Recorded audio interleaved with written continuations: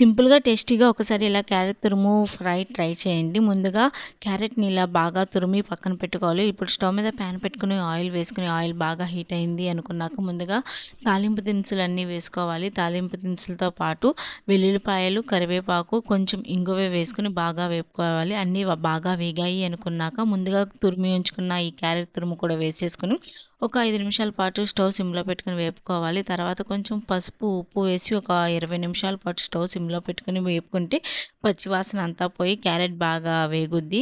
ఫైనల్‌గా కారం వేసుకొని ఇంకా 5 నిమిషాల పాటు వేపుకుంటే ఎంతో టేస్టీగా ఉండే సింపుల్ క్యారెట్ తురుము ఫ్రై అయితే రెడీ. మీరు కూడా ట్రై చేసి టేస్ట్ ఎలా వచ్చిందో కామెంట్స్‌లో చెప్పండి. ఇలాంటి రుచికరమైన వంటల గురించి తెలుసుకోవాలంటే ఇప్పుడే మన ఛానల్‌ని please like, share, subscribe friends. Thank you friends. Please ఒక లైక్, ఒక సబ్స్క్రైబ్ ఇవ్వండి. అలాగే మీ ఫ్రెండ్స్ అండ్ ఫ్యామిలీ మెంబర్స్‌కి షేర్ చేయండి. ప్లీజ్ సపోర్ట్ మన రాధమ్మ వంటలు. వీడియో నచ్చితే ఒక లైక్